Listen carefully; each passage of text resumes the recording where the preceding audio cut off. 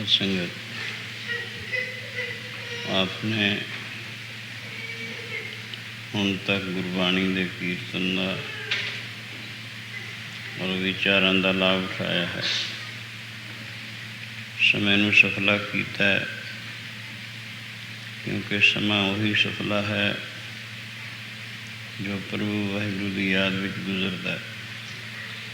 बाकी समा सफला नहीं। उम्र ओहा विच लेखे दे जो याद साईं विच गुजरे पौंदी मुजरे। नहीं तो सानू हासिल की है विच नीले हुजरे संजते फजरे। सो वो समा लेखे विच जो वाहिगुरू की याद विच गुजरता है। हुण तक बाणी और कीर्तन विचारों का लाभ उठाया। थोड़ा जिहा समा होर जो अपने पास है, इसनूं भी सफला करो। इस दे वास्ते लोड़ है ख्याल नूं बाहरों रोक के रखो। बच्चों नूं चुप रखण दी लोड़ है, क्योंकि इत्थे कीर्तन ते विचार हुंदी है। थोड़ी जी आवाज़, थोड़ा जिहा खड़का भी उत्थे बड़ा पारा विघनकारी हो जाया करता। इस वास्ते बच्चों वालियां बीबियां नूं अपने आप ही बच्चों नूं चुप रखण दी खेचल करनी चाहिए है। हुण आओ शब्द विच बोलिया करो कि निश्चय विच बोलना। पहले दास बोलिया करेगा, फिर सारे भाई, तीसरे पासे सब बीबियां गज बज के बोलिया करो। मैं जन तेरा मोहे ना विसारो। मैं जन तेरा मोहे ना विसारो।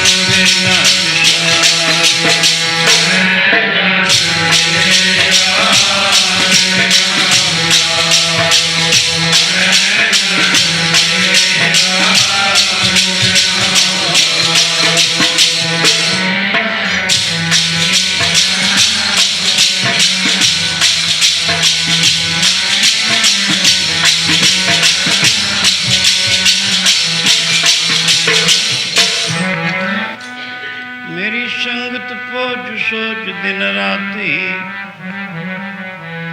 मेरा कर्म कुटलता जन्म कुपाती।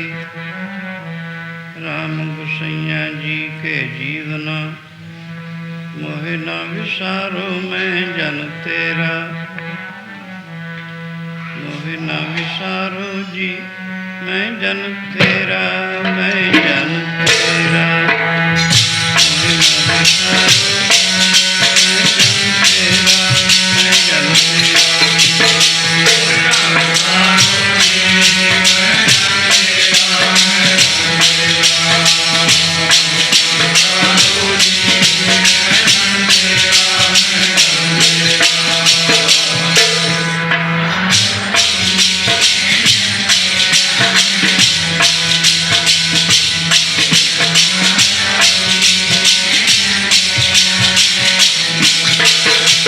मोहे ना विसारो, मैं जन तेरा, मैं जन, मोहे ना विसारो, मैं जन तेरा, मैं जन तेरा। मैं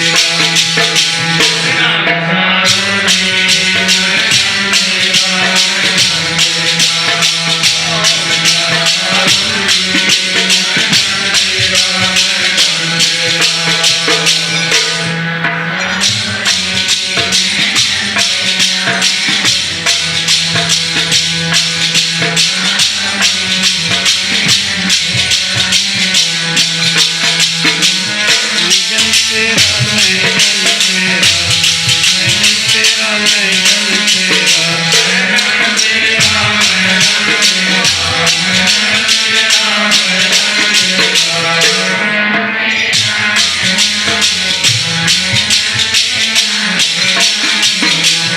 जन तेरा, मैं जन तेरा, मैं जन तेरा, मैं जन तेरा।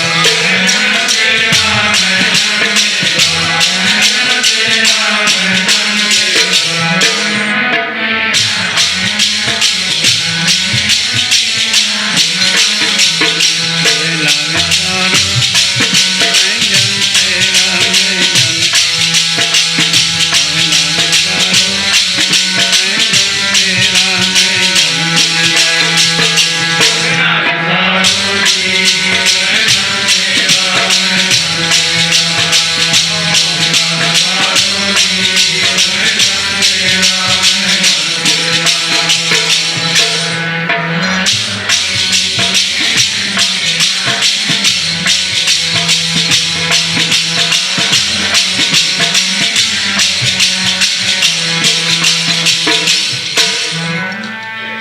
मेरी हरो विपत जन करो सुभाई, चरण न छाडू शरीर कल जाई, कै रविदास परों तेरी सांभा, बेग मिलो जन कर न बिलांभा।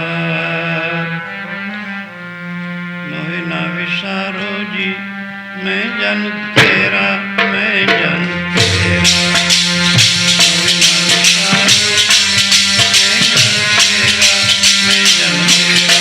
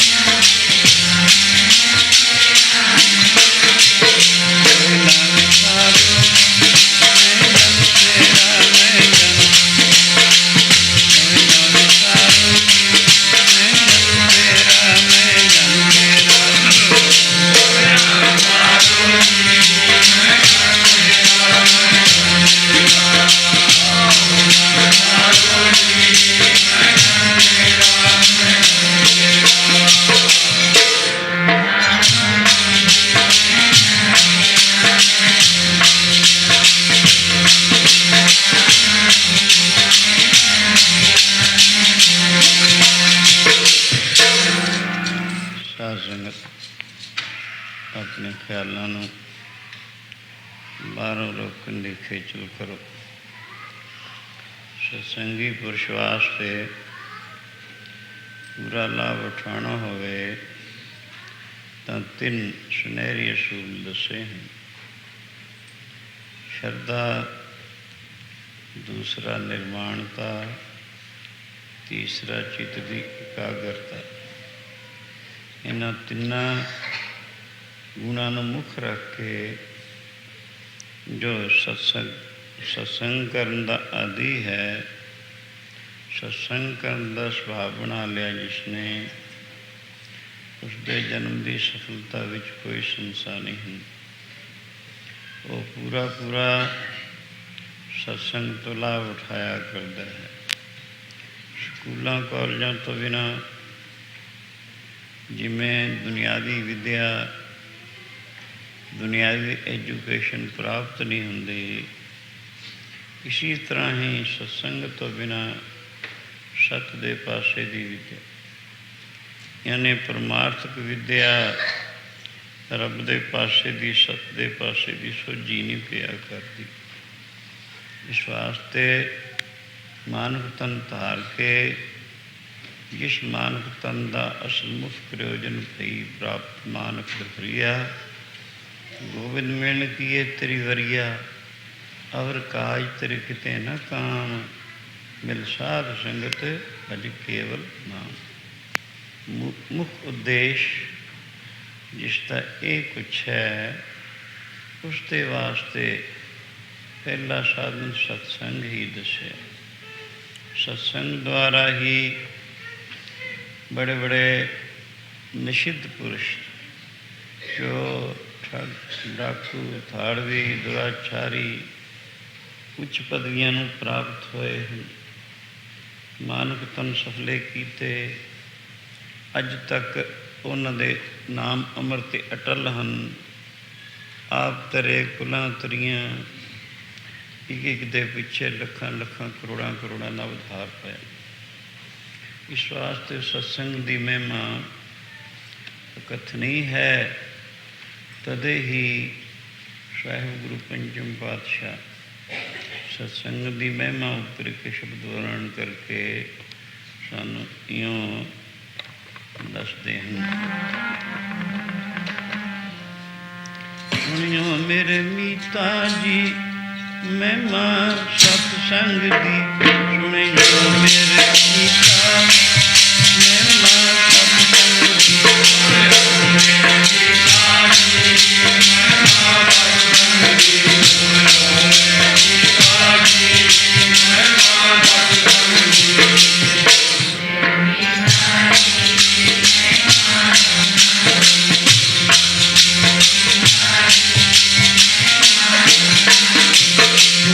ਮੇਰੇ ਮੀਤਾ ਮਹਿਮਾ ਸਤਸੰਗ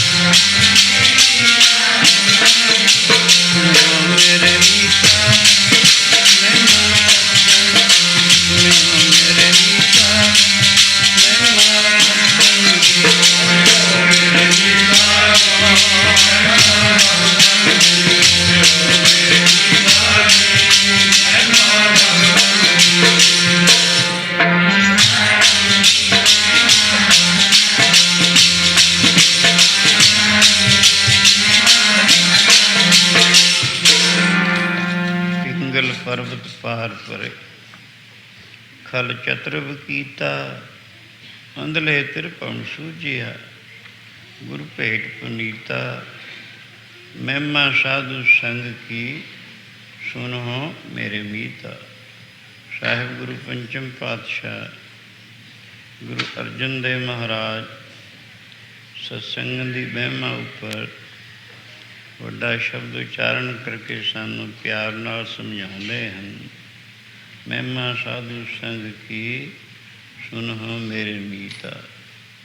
ਐ ਮੇਰੇ ਮਿੱਤਰ ਜਨੋ ਪ੍ਰੇਮੀਓ, ਸਤਸੰਗ ਦੀ ਮਹਿਮਾ ਧਿਆਨ ਦੇ ਕੇ ਸੁਣੋ। ਸਤਸੰਗ ਕਰਨ ਵਾਲਾ ਪੁਰਸ਼ ਕਿਸ ਉੱਚ ਪਦਵੀ ਨੂੰ ਪ੍ਰਾਪਤ ਹੁੰਦਾ ਹੈ? ਜਿਸ ਸਤ ਵਾਹਿਗੁਰੂ ਤੋਂ ਵਿਛੜਿਆ ਹੈ, ਜਿਸ ਆਨੰਦ ਦੇ ਸਾਗਰ ਵਾਹਿਗੁਰੂ ਤੋਂ ਵਿਛੜ ਕੇ ਜੀਵ ਅਲਪਗ ਬਣ ਗਿਆ, ਦੁਖੀ ਹੋ ਗਿਆ, ਅਨੇਕਾਂ ਦੁੱਖਾਂ ਤਕਲੀਫਾਂ ਦਾ ਸ਼ਿਕਾਰ ਹੋ ਗਿਆ, ਉਸ ਨੂੰ ਮਿਲ ਕੇ ਉਹ ਜਿਹਾ ਹੀ ਬਣ ਜਾਂਦਾ ਜਦੋਂ ਇਸ ਨੂੰ ਸਤਸੰਗ ਨਸੀਬ ਹੋਵੇ। ਸਤਿਗੁਰੂ ਨਾਨਕ ਦੇਵ ਮਹਾਰਾਜ ਅੱਜ ਸਮੁੰਦਰ 'ਤੇ ਤੁਰੇ ਜਾਂਦੇ ਨੇ। ਭਾਈ ਬਾਲਾ ਅਤੇ ਮਰਦਾਨਾ ਪਿੱਛੇ ਹਨ। ਬੜੀ ਦੇਰ ਹੋ ਗਈ ਤੁਰੇ ਜਾਂਦੇ ਨੇ। ਮਰਦਾਨਾ ਪੁੱਛਣਗੇ ਗਰੀਬ ਨਵਾਜ਼, ਅਸੀਂ ਕਾਹਤੇ ਜਾ ਰਹੇ ਹਾਂ? ਸਾਡੇ ਪੈਰਾਂ ਦੇ ਥੱਲੇ ਕੀ ਚੀਜ਼ ਹੈ? ਗੁਰੂ ਜੀ ਕਹਿਣ ਲੱਗੇ, ਭਾਈ ਮਰਦਾਨਾ, ਅਸੀਂ ਮੱਛ ਦੀ ਪਿੱਠ 'ਤੇ ਜਾ ਰਹੇ ਹਾਂ।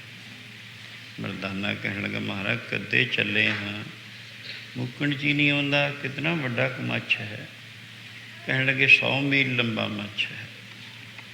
ਇਹ ਸੁਣ ਕੇ ਮਰਦਾਨਾ ਹੈਰਾਨ ਹੋ ਗਿਆ।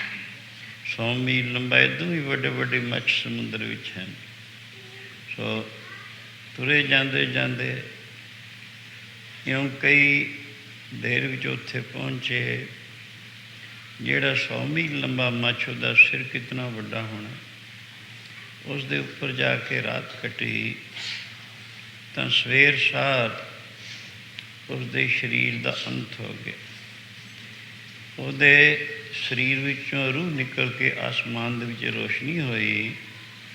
ਉਸਤਤੀ ਕਰਨੀ ਸ਼ੁਰੂ ਕੀਤੀ। ਮਹਾਰਾਜ ਬੜੀ ਕਿਰਪਾ ਕੀਤੀ, ਆਪਨੇ ਮੇਰੇ ਸ਼ਰਾਪ ਦਾ ਖਾਤਮਾ ਕੀਤਾ।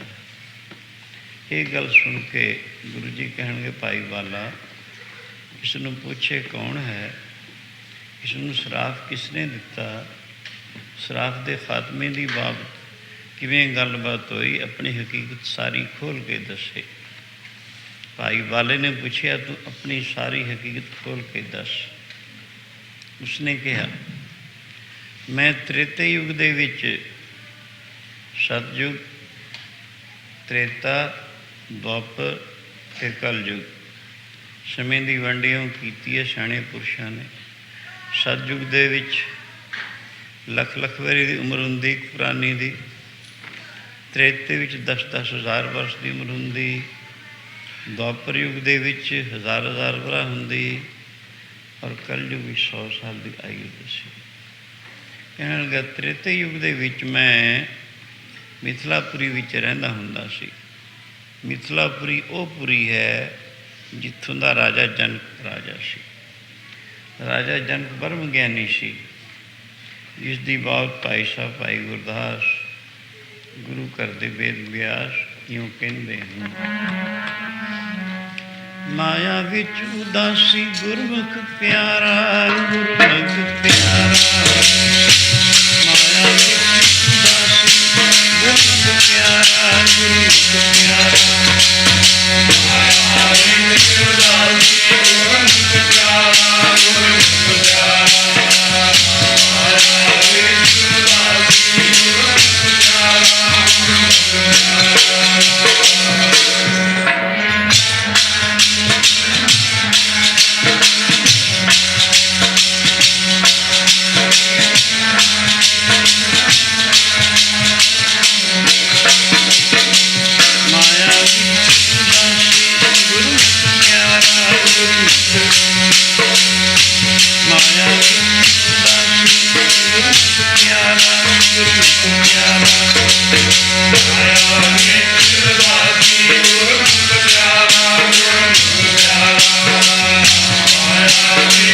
Yeah.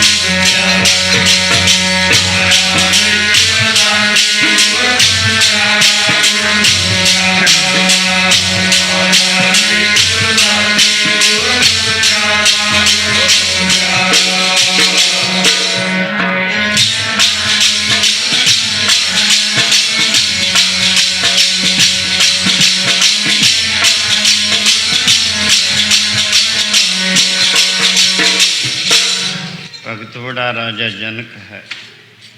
ਗੁਰਮੁਖ ਮਾਇਆ ਵਿੱਚ ਉਦਾਸੀ। ਰਾਜਾ ਜਨਕ ਜੀ ਮਿਥਿਲਾਪੁਰੀ ਦੇ ਰਾਜਾ ਸਨ।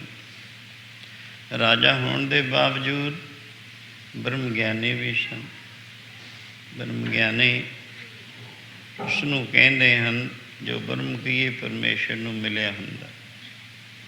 ਉਹ ਮਾਇਆ ਵਿੱਚ ਨਿਰਲੇਪ ਰਹਿਣ ਨੂੰ ਹੀ ਸਮਰੱਥ ਹੁੰਦਾ ਹੈ। ਜੈਸੇ ਜਲ ਮੇਂ ਕਮਲ ਨਿਰਾਲਮ, ਮਰਗਾਈ ਨੇ ਸਾਣੇ, ਸੁਰਤ ਸ਼ਬਦ ਭਵ ਸਾਗਰ ਤਰੀਐ, ਨਾਨਕ ਨਾਮ ਵਖਾਣੈ। ਮਰਗਾਬੀ ਜਿਵੇਂ ਸਾਰਾ ਦਿਨ ਪਾਣੀ ਵਿੱਚ ਤੈਰਦੀ ਹੈ, ਪਰ ਜਦੋਂ ਪਾਣੀ ਤੋਂ ਬਾਹਰ ਨਿਕਲਦੀ ਹੈ ਉਹਦੇ ਖੰਭ ਸੁੱਕੇ ਦੇ ਸੁੱਕੇ। ਪਰਮੇਸ਼ਰ ਨੇ ਇਹੋ ਜਿਹੀ ਤਾਸੀਰ ਰੱਖੀ ਉਹਦੇ ਖੰਭਾਂ ਵਿੱਚ, ਉਹਨਾਂ ਵਿੱਚ ਪਾਣੀ ਪ੍ਰਵੇਸ਼ ਹੀ ਨਹੀਂ ਕਰਦਾ। ਇਸੀ ਤਰ੍ਹਾਂ ਕਮਲ ਦੀ ਬਾਬਤ ਦੱਸਿਆ ਹੈ, ਕਮਲ ਪਾਣੀ ਵਿੱਚ ਹੀ ਹੁੰਦਾ ਹੈ, ਲੇਕਿਨ ਉਹਦੇ ਪੱਤਿਆਂ ਵਿੱਚ ਪਾਣੀ ਦਾ ਪ੍ਰਵੇਸ਼ ਨਹੀਂ ਹੋਇਆ ਕਰਦਾ। ਇਸੀ ਤਰ੍ਹਾਂ ਹੀ ਜਿਵੇਂ ਇਹ ਪਾਣੀ ਵਿੱਚ ਨਿਰਲੇਪ ਰਹਿੰਦੇ ਹਨ, ਇਸੀ ਤਰ੍ਹਾਂ ਗੁਰਮੁਖ ਮਾਇਆ ਵਿੱਚ ਰਹਿੰਦਾ ਹੋਇਆ ਇਉਂ ਨਿਰਲੇਪ ਹੈ। ਨਦੀ ਤਰੰਦੜੀ ਮੈਂਡਾ ਖੋਜ ਨ ਖੁੱਬੈ, ਮੱਝ ਮੁਹੱਬਤ ਤੇਰੀ, ਤੈਂ ਸ਼ੋ ਚਰਨੀ ਮੈਂਡਾ ਹੀੜਾ ਸੀਤਮ, ਹਰ ਨਾਨਕ ਤੁਲਹਾ ਬੇੜੀ। ਇਉਂ ਸਮੁੰਦਰ ਨੂੰ ਤਰਨ ਵਾਸਤੇ ਵਹਿਦੇ ਚਰਨ ਬੇੜੀ ਰੂਪ ਜਹਾਜ਼ ਰੂਪ ਹਨ। ਤੇਰਾ ਨਾਮ ਤੁਲਹਾ ਬੇੜੀ, ਚੜ੍ਹ ਕੇ ਪਾਰ ਲੰਘਣਾ। ਤੇਰਾ ਨਾਮ ਤੁਲਹਾ, ਚੜ੍ਹ ਕੇ ਪਾਰ ਲੰਘਣਾ। ਤੇਰਾ ਨਾਮ ਤੁਲਹਾ ਬੇੜੀ, ਚੜ੍ਹ ਕੇ ਪਾਰ ਲੰਘਣਾ। ਤੇਰਾ ਨਾਮ ਤੁਲਹਾ ਬੇੜੀ, ਚੜ੍ਹ ਕੇ ਪਾਰ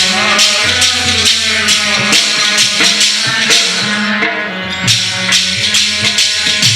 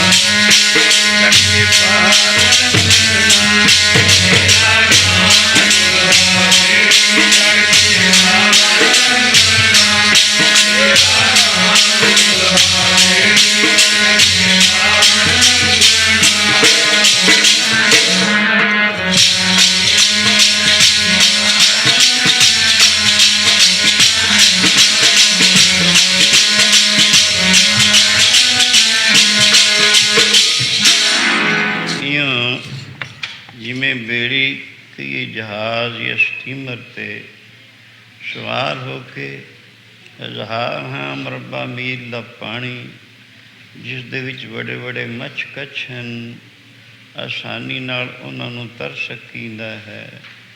ਇਸੀ ਤਰ੍ਹਾਂ ਸੰਸਾਰ ਸਮੁੰਦਰ ਦੇ ਤਰਨ ਵਾਸਤੇ ਵੀ ਨਾਮ ਰੂਪੀ ਜਹਾਜ਼ ਦੀ ਲੋੜ ਹੈ। ਇਹ ਬੇੜੀ ਦਾ ਜਹਾਜ਼ ਦਾ ਕੰਮ ਕਰਦਾ ਹੈ। ਇਉਂ ਰਾਜਾ ਜਨਕ ਜਿਹਦੀ ਬਾਬਤ ਦੱਸਿਆ ਹੈ, ਭਗਤ ਬੜਾ ਰਾਜਾ ਜਨਕ ਹੈ। ਗੁਰਮੁਖ ਮਾਇਆ ਵਿੱਚ ਉਦਾਸੀ, ਭਾਵੇਂ ਰਾਜ ਭਾਗ ਵਿੱਚ ਸੀ। ਰਾਜ ਭਾਗ ਜਿੱਥੇ ਵੀ ਉੱਥੇ ਧਨ ਪਦਾਰਥ ਮਾਇਆ ਦਾ ਘਾਟਾ ਨਹੀਂ ਹੁੰਦਾ, ਪਰ ਫਿਰ ਵੀ ਮਾਇਆ ਦਾ ਅੰਸ਼ਕ ਮਾਤਰ ਉਹਦੇ ਚਿੱਤ ਵਿੱਚ ਪਕੜ ਨਹੀਂ ਸੀ, ਅਟੈਚਮੈਂਟ ਨਹੀਂ ਸੀ। ਮਾਇਆ ਵਿੱਚ ਬਿਲਕੁਲ ਨਿਰਲੇਪ ਸੀ। ਗੁਰਮੁਖ ਮਾਇਆ ਵਿੱਚ ਉਦਾਸੀ ਇਉਂ ਸੀ। ਸੋ ਇਉਂ ਰਾਜਾ ਜਨਕ ਜਿਹਦੀ ਬਾਬਤ ਦੱਸਦੇ ਹਨ, ਉਹ ਅਸ਼ਟਾਵਕਰ ਜੀ ਦਾ ਸ਼ਿਸ਼ ਸੀ। ਇੱਕ ਦਫਾ ਰਾਜਾ ਜਨਕ, ਗਰਮੀ ਦਾ ਮੌਸਮ, ਤਹਿਖਾਨੇ, ਉਹਨਾਂ ਸਮਿਆਂ ਦੇ ਵਿੱਚ ਸਾਡੇ ਦੇਸ਼ ਵਿੱਚ ਤਹਿਖਾਨੇ ਕਈ ਜ਼ਮੀਨ ਦੇ ਵਿੱਚ ਮਕਾਨ ਬਣਾਏ ਹੁੰਦੇ। ਰਾਜੇ ਮਹਾਰਾਜਿਆਂ ਦੇ ਜੇਠ ਹਾੜ ਦੇ ਮਹੀਨੇ ਜਦੋਂ ਕਿ ਬਾਹਰ ਲੂਆਂ ਚੱਲਦੀਆਂ ਸਨ, ਉਹ ਠੰਡੇ ਰਹਿੰਦੇ ਸਨ। ਸਰਦੀ ਦੇ ਮੌਸਮ ਵਿੱਚ ਕੁਛ ਨਿੱਘੇ ਰਹਿੰਦੇ ਸਨ।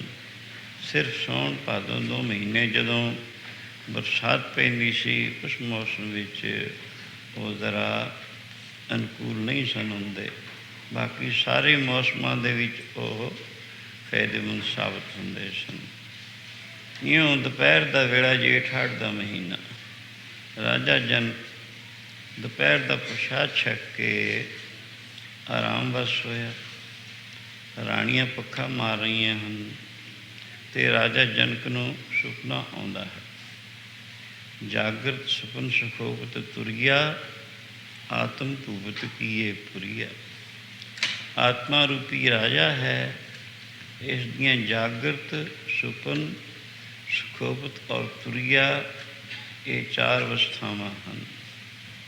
ਜਿਵੇਂ ਇੱਕ ਰਾਜਾ ਦੀਵਾਨਖਾਨੇ ਵਿੱਚ ਬੈਠ ਕੇ ਆਪਣਾ ਦਰਬਾਰ ਲਗਾਉਂਦਾ ਹੈ।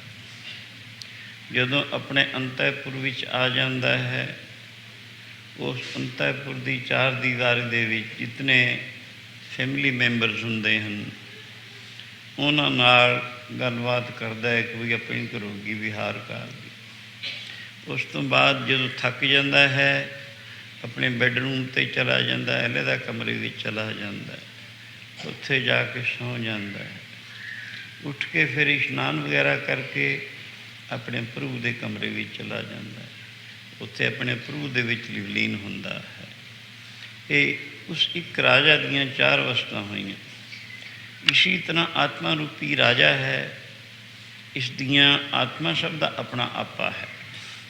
ਪਰਮਾਤਮਾ ਦਾ ਪੁੱਤਰ ਅਸੀਂ ਸਾਰੇ ਜਿਸਮ ਨਹੀਂ ਹਾਂ, ਅਸੀਂ ਆਤਮਾ ਹਾਂ। ਆਤਮਾ ਪਰਮਾਤਮਾ ਦਾ ਪੁੱਤਰ ਹੈ। ਅਸੀਂ ਸਾਰੇ ਆਤਮ ਸ਼ਹਿਜ਼ਾਦੇ ਹਾਂ। ਸੋ 4 ਅਵਸਥਾ ਆਤਮਾ ਨੇ ਦੱਸੀਆਂ, ਜਾਗਰਤ, ਸੁਪਨ, ਸੁਖੋਪਤ ਔਰ ਤੁਰੀਆ। ਇਹ 3 ਅਵਸਥਾ ਵਿੱਚ ਇੱਕੋ ਜਿਹਾ ਰਹਿੰਦਾ। ਜਾਗਰਤ ਅੱਖਾਂ ਵਿੱਚ ਹੁੰਦਾ ਹੈ, ਜੋ ਬਾਝ ਪ੍ਰਪੰਚ ਦੇਖਦਾ ਹੈ। ਜਦੋਂ ਭੂਖ ਨੀਂਦ ਯਾਨੀ ਸੁਪਨਾ ਆਉਂਦਾ ਹੈ, ਕੰਠ ਵਿੱਚ ਹੀਤਾ ਨਾੜੀ ਹੈ, ਬਹੁਤ ਬਰੀਕ ਨਾੜੀ ਹੈ, ਉਹਦੇ ਵਿੱਚ ਮਨ ਪ੍ਰਵੇਸ਼ ਕਰਦਾ ਹੈ। ਉੱਥੇ ਸੁਪਨ ਅਵਸਥਾ ਹੁੰਦੀ ਹੈ, ਉਹਨੂੰ ਸੁਪਨ ਅਵਸਥਾ ਕਹਿੰਦੇ ਹਨ। ਉੱਥੇ ਸੁਪਨ ਪ੍ਰਪੰਚ ਰਚਦਾ ਹੈ। ਫਿਰ ਉਸ ਤੋਂ ਅੱਗੇ ਹਿਰਦੇ ਸਥਾਨ ਵਿੱਚ ਪਹੁੰਚ ਕੇ ਅਵਿਦਿਆ ਵਿੱਚ ਆਪਣਾ ਕਾਰਨ ਅਵਿਦਿਆ, ਉਹਦੇ ਵਿੱਚ ਲੈ ਹੋ ਜਾਂਦਾ। ਉੱਥੇ ਕੋਈ ਸੁਪਨਾ ਨਹੀਂ, ਕੋਈ ਫੁਰਨਾ ਨਹੀਂ, ਨਾ ਉੱਥੇ ਜਗਤ ਹੈ, ਨਾ ਬਾਝ ਪ੍ਰਪੰਚ ਹੈ, ਨਾ ਸੁਪਨ ਪ੍ਰਪੰਚ ਹੈ। ਉਸ ਤੋਂ ਅੱਗੇ ਜਾ ਕੇ ਤੁਰੀਆ ਅਵਸਥਾ, ਪਰਮਾਤਮਾ ਦੇ ਵਿੱਚ ਉਸ ਦਾ ਭਜਨ ਕਰਨਾ, ਉਸ ਦੇ ਵਿੱਚ ਲੀਨਤਾ ਹਾਸਲ ਕਰਨੀ, ਉਹਦਾ ਚਿੰਤਨ ਕਰਨਾ, ਉਸਨੂੰ ਤੁਰੀਆ ਅਵਸਥਾ ਕਹਿੰਦੇ ਹਨ। ਇਹ 4 ਅਵਸਥਾਵਾਂ इस आत्मा रूपी राजा दियाँ हैं। पर इन्हां विच भी दस्या है, तीन व्यापे जगत को तुरिया पावे कोय, नानक संत निर्मल भय जिन मन वसिया सोए। तीन अवस्थावां तां हर एक दुनिया नूं, हर शख्स नूं प्राप्त हुंदियां हन, बल्कि पशुओं पंछियों नूं भी प्राप्त हुंदियां ने, कुकरां सूकरां नूं भी प्राप्त हुंदियां, जागरत सुपन सुखोपत। पर तुरी अवस्था जिहड़ी है, जिहड़ा इत्थे पहुँच गया, उहदा दर्जा संतां विच है। तुरिया पावे कोय, जिन्हों ये दर्जा प्राप्त हो गया, उहदा दर्जा संतां विच हुंदा है। सो इस वास्ते इयों आत्मा रूपी राजा दी चार अवस्थावां हन।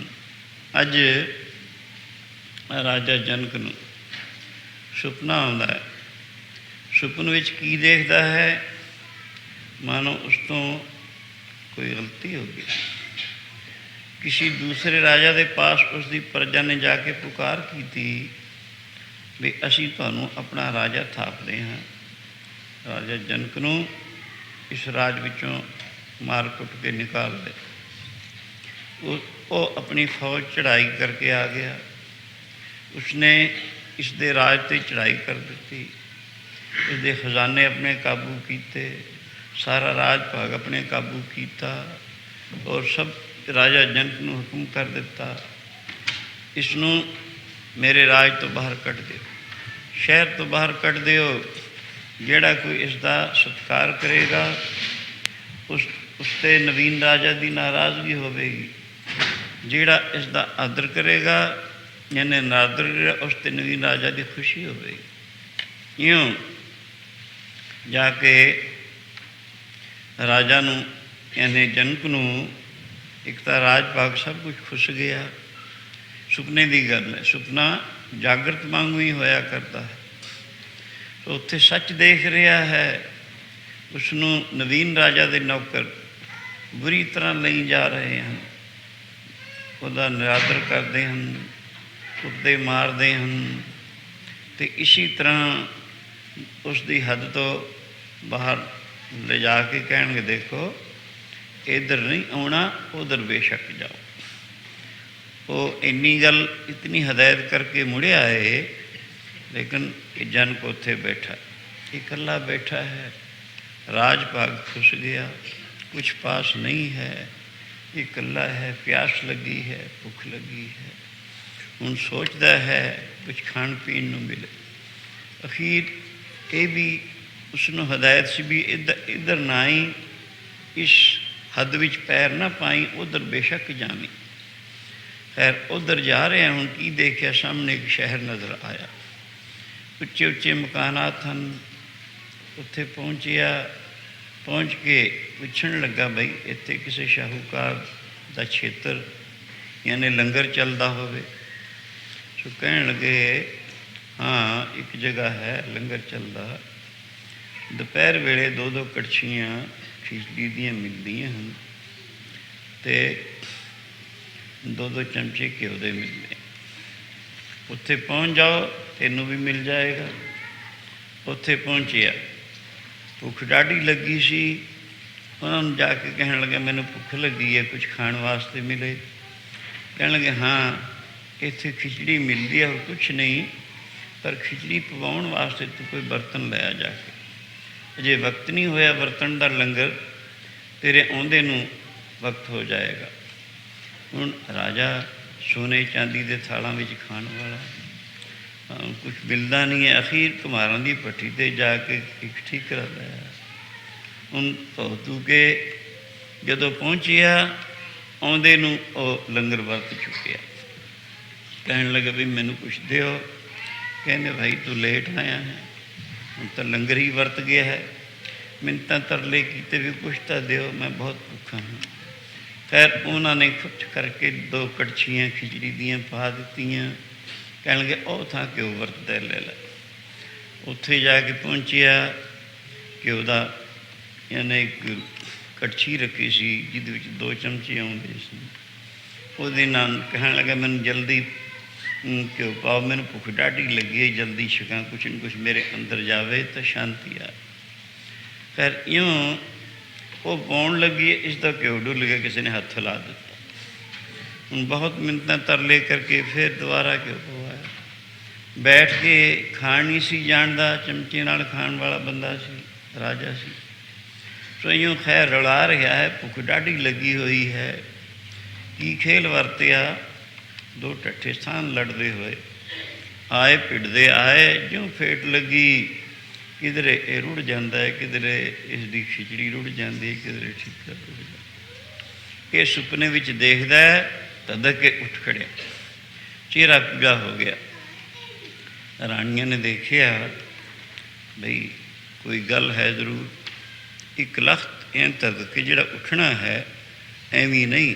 ਤਾਂ ਪੁੱਛਣਗੇ ਸਰਕਾਰ ਕੀ ਗੱਲ ਹੈ।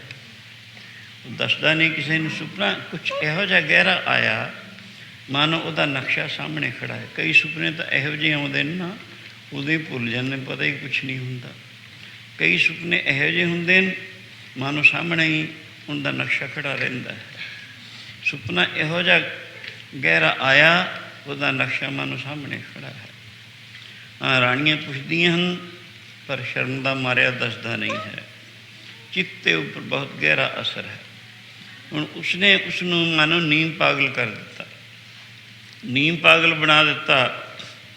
ਉਸਨੇ ਹੋਰ ਤਾਂ ਕੁਛ ਨਹੀਂ ਕੀਤਾ, बड़े बड़े विद्वान इकट्ठे करने शुरू कर देते, जिन्हों पास एक सवाल करता है ये सच्चा कि वो सच्चा। ये तो ज़्यादा सवाल नहीं कुछ करता है। ये नहीं कहता मैनू यह सुपना आया सी, आ गल सी, ये कुछ नहीं कहता। ये सच्चा कि वो सच्चा, यानी उसका भाव सी भी ये जागृत सच्ची है कि सुपना सच्चा है, ये वो चित्त विच सी। सो यूँ पर यह जी गोलमोल गल का कौन जवाब दे। हज़ारां की तादाद विच विद्वान इकट्ठे हुए हैं, सब का सत्कार आदर करता है, सब की सेवा करता है, पर यही जी गल का जवाब उसनूं नहीं मिल रहा। 8 साल गुजरन वाले हो गए हैं। इधर तो यह खेल वरतिया, उधर एक ऋषियों का आश्रम है किसी दरिया के किनारे। बहुत सारे ऋषि रहते हैं। शाम का वक्त है, बच्चे खेलते हैं ऋषियों के। एक लड़का जिसकी उम्र 8 साल की, जिसके शरीर में 8 विंग पैंदे सन, 8 वल पैंदे सन, गल विच माला पाई है, मत्थे ते तिलक लगा है, ते आसन है, हाथ में सोटी है, सोटी के आसरे मसां तुरता है। यह जे शरीर में 8 वल पैंदे होण, उहदी हालत यही जी हुंदी है। यूँ वो आ रहा है, दरिया के किनारे नूं जा रहा है। शाम के वक्त का अपना पाठ नितनेम करने वास्ते उत्थे जा रहे। बच्चों नूं हमेशा खेल प्यारी है, बच्चों के सुभाव चंचल होंदे हैं। किसी ने उसकी सोटी खो ली, किसी ने उसका आसन खो लिया, किसी ने धक्का दे दिता, किसी ने माला खो ली। यही जी हालत उसकी हुई जद वो बड़ी शांति वाला कहना, देखो भाई कोयला हो रहा है, सूरज छिप रहा है, मैं अपना पाठ करना है, मैं लेट हो रही हाँ, मेरी चीज़ा मैंने दो ताकि मैं पाठ करके घर नूं जावां। खैर एक लड़के ने कहा भाई ये चीज़ा दे दो, ये प्यो पर है। ये गल अज उसने सुनी। अखीर लड़के चले गए, वो सारी चीज़ा दे गए। वो दरिया के किनारे आसन बिछा के अपना शाम के वक्त का जो नितनेम सी भजन पाठ का करता है, करके अखीर घर आ गया। प्रसाद पानी छक रहा है। अपनी माता नूं पुछण लगा, माता जी मेरे पिता जी, दरअसल उसका पिता बड़ा विद्वान सी, वो भी मिथिलापुरी राजे जनक के बुलावे ते पहुँचा होया सी। उसके सवाल दे जवाब देण वास्ते जिथे हज़ारां विद्वान इकट्ठे होए सन, उन्हां विच इक वो भी गया होया सी। ये सुन के उसकी माता दी अखां विच कुछ आंसू भरिया है। फिर पुछणगे, माता जी मेरे पिता जी वो दरअसल अपने नानके घर रहिंदा सी। अपने नानके घर रहन करके उसकी माता अपने पिता नूं पिता कहंदी ही सी। उसदे ऋषि ये भी अपने नाने नूं पिता कहंदा हुंदा सी। सो यूँ करके कहन लगे, मेरे पिता जी जिन्हों मैं पिता कहना, वो कहणगे बेटा वो मेरे पिता जी हैं, ये मेरा पेका घर है, ਤੇਰੇ ਪਿਤਾ ਜੀ ਬੜੇ ਵਿਦਵਾਨ ਹਨ, ਉਹ ਗਏ ਹੋਏ ਹਨ ਮਿਥਿਲਾਪੁਰੀ ਦੇ ਵਿੱਚ। ਰਾਜਾ ਜਨਕ ਨੂੰ 8 ਸਾਲ ਹੋ ਗਏ, ਕੋਈ ਸੰਸ਼ਾ ਪੈਦਾ ਹੋ ਗਿਆ, ਕੋਈ ਸੰਦੇਹ ਪੈਦਾ ਹੋ ਗਿਆ। ਉਹ ਸਵਾਲ ਕਰਦਾ ਹੈ ਇਹ ਸੱਚਾ ਕਿ ਉਹ ਸੱਚਾ, ਪਰ ਇਸ ਦਾ ਜਵਾਬ ਨਹੀਂ ਮਿਲ ਰਿਹਾ। ਉਹ ਕਹਿੰਦਾ ਜਿਤਨੀ ਦੇਰ ਤੱਕ ਮੈਨੂੰ ਇਹਦਾ ਜਵਾਬ ਨਹੀਂ ਮਿਲੇਗਾ, ਮੈਂ ਉਤਨੀ ਦੇਰ ਤੱਕ ਇਹਨਾਂ ਵਿਦਵਾਨਾਂ ਨੂੰ ਨਹੀਂ ਜਾਣ ਦਿਆਂਗਾ। ਹੋਰ ਵੀ ਜਾ ਰਹੇ ਨੇ ਉੱਥੇ, ਪਰ ਉਸਦੇ ਸਵਾਲ ਦਾ ਜਵਾਬ ਨਾ ਮਿਲਣ ਕਰਕੇ ਨਾ ਉਹਨਾਂ ਨੂੰ ਛੁੱਟੀ ਦਿੰਦਾ ਹੈ ਅਤੇ ਨਾ ਹੀ ਉਹਦੇ ਸਵਾਲ ਦਾ ਮਾਕੂਲ ਜਵਾਬ ਮਿਲ ਰਿਹਾ ਹੈ। ਸੋ ਇਹ ਸੁਣ ਕੇ ਇਹ ਕਹਿਣ ਲੱਗਾ ਮੈਨੂੰ ਭੇਜੋ, ਇਸ ਸਵਾਲ ਦਾ ਜਵਾਬ ਮੈਂ ਦਿਆਂਗਾ। ਇਹ ਕੀ ਵੱਡੀ ਗੱਲ ਹੈ, ਇਤਨੇ ਵਿਦਵਾਨ ਹਜ਼ਾਰਾਂ ਦੀ ਤਾਦਾਦ ਵਿੱਚ ਇਕੱਠੇ ਕੀਤੇ ਹਨ, ਕੋਈ ਵੀ ਉਸਦੇ ਸਵਾਲ ਦਾ ਜਵਾਬ ਨਹੀਂ ਦੇ ਸਕਿਆ। ਉਸਦੀ ਮਾਤਾ ਕਹਿਣੀ ਬੇਟਾ ਤੂੰ ਬਹੁਤ ਬੱਚਾ ਹੈ, 8 ਸਾਲ ਦੀ ਤੇਰੀ ਆਯੂ, ਫਿਰ ਉੱਥੇ ਬੜੇ ਬੜੇ ਵਿਦਵਾਨ ਇਕੱਠੇ ਹੋਣ, ਉਹ ਉਸਦੇ ਸਵਾਲ ਦਾ ਜਵਾਬ ਨਹੀਂ ਦੇ ਸਕੇ, ਤੂੰ ਛੋਟਾ ਜਿਹਾ ਬੱਚਾ ਕੀ ਜਵਾਬ ਦੇਵੇਂਗਾ। ਉਹ ਕਹਿਣ ਨਹੀਂ ਮੈਨੂੰ ਜ਼ਰੂਰ ਭੇਜੋ। ਹਠ ਕੀਤਾ ਉਸਨੇ, ਬਹੁਤਾ ਹਠ ਕਰਨ 'ਤੇ ਉਸਨੂੰ ਪਾਲਕੀ ਵਿੱਚ ਬਿਠਾ ਕੇ ਮਿਥਿਲਾਪੁਰੀ ਭੇਜ ਦਿੱਤਾ ਗਿਆ। ਮਿਥਿਲਾਪੁਰੀ ਦੇ ਵਿੱਚ ਇਹ ਗੱਲ ਉੱਡ ਗਈ ਵੀ ਸ਼ਹਿਰ ਦੇ ਵਿੱਚ ਇੱਕ ਛੋਟਾ ਜਿਹਾ ਮੁਨੀ ਆਇਆ ਹੈ, ਜਿਹਦੇ ਸਰੀਰ ਵਿੱਚ 8 ਵਲ ਪੈਂਦੇ ਹਨ। ਅਸ਼ਟਾਵਕਰ ਉਸਦਾ ਨਾਂ ਸੀ। ਦਰਅਸਲ ਅਸ਼ਟ ਨਾ 8 ਦਾ, ਵਕਰ ਨਾ ਬਿੰਗਾਂ ਦਾ, ਹਿੰਦੀ ਵਿੱਚ ਇਹਦੇ ਅਰਥ ਬਣਦੇ ਹੈ। ਸੋ ਕਹਿਣ ਲੱਗੇ ਉਹ ਰਾਜਾ ਦੇ ਸਵਾਲ ਦਾ ਜਵਾਬ ਦੇਣ ਆਇਆ ਹੈ। ਮਾਕੂਲ ਜਗ੍ਹਾ 'ਤੇ ਉਸਨੂੰ ਵੀ ਰਿਹਾਇਸ਼ ਮਿਲ ਗਈ, ਯਥਾਯੋਗ ਉਸਦੀ ਵੀ ਸੇਵਾ ਹੁੰਦੀ ਹੈ। ਹੁਣ ਅੱਜ ਬੜਾ ਭਾਰਾ ਦਰਬਾਰ ਸਜਿਆ, ਜਿਹਦੇ ਵਿੱਚ ਬਹੁਤ ਸਾਰੇ ਵਿਦਵਾਨ ਹਨ, ਬਹੁਤ ਸਾਰੇ ਰਾਜਾ ਦੇ ਹਲਕਾਰ ਹਨ, ਬਹੁਤ ਸਾਰੇ ਪਬਲਿਕ ਦੇ ਲੋਕ ਹਨ। ਤੇ ਇਹ ਸਵਾਲ ਦਾ ਜਵਾਬ ਸੁਣਨ ਵਾਸਤੇ ਵੀ ਉਹ ਵਾਅਦਾ ਕਰਦਾ ਹੈ, ਦਾਅਵੇ ਨਾਲ ਕਹਿੰਦਾ ਹੈ ਮੈਂ ਰਾਜੇ ਦੇ ਸਵਾਲ ਦਾ ਜਵਾਬ ਦਿਆਂਗਾ। ਇੱਕ ਹੈ ਪਰ ਛੋਟੀ ਜਿਹੀ ਉਮਰ ਦਾ, ਸਰੀਰਕ ਦਿਸ਼ਾ ਉਹਦੀ ਇਹੋ ਜਿਹੀ ਹੈ। ਰਾਜਾ ਨੇ ਸੰਦੇਸ਼ ਭੇਜਿਆ ਵੀ ਬੁਲਾਓ ਉਹਨਾਂ ਨੂੰ, ਮੁਨੀ ਜੀ ਨੂੰ। ਸੰਯਮ ਪਾਲਕੀ ਵਿੱਚ ਬੈਠ ਕੇ ਅਸ਼ਟਾਵਕਰ ਜੀ ਆਉਂਦੇ ਹਨ। ਜਿੱਥੇ ਪੰਡਾਲ ਸ਼ੁਰੂ ਹੁੰਦਾ ਹੈ, ਲੱਕੜੀਏ ਨੇ ਸੋਟੀ ਦੇ ਆਸਰੇ ਉੱਥੋਂ ਚੱਲ ਕੇ ਹੌਲੀ ਹੌਲੀ ਹੌਲੀ ਆਪਣੇ ਆਸਣ 'ਤੇ ਸਟੇਜ 'ਤੇ ਆਏ, ਆ ਕੇ ਬੈਠ ਗਏ। ਸਭ ਦੇਖ ਰਹੇ ਹਨ। ਉਹਦੇ ਸਰੀਰਕ ਦਿਸ਼ਾ ਨੂੰ ਦੇਖ ਕੇ ਸਿੱਧਾ ਹਾਸਾ ਨਿਕਲ ਜਾਂਦਾ। ਕਿਉਂ? ਉਹਦੇ ਸਰੀਰ ਦੀ ਦਿਸ਼ਾ ਹੀ ਇਹੀ ਜਿਹੀ ਹੈ। 8 ਵਲ ਪੈਂਦੇ ਹਨ, ਇੱਕ ਇੱਕ ਕਦਮ ਦੇ ਉੱਪਰ 100 ਡੋਲੇ ਖਾਂਦਾ ਹੈ। ਇਹੀ ਜਿਹੀ ਉਹਦੀ ਸਰੀਰਕ ਹਾਲਤ ਹੈ।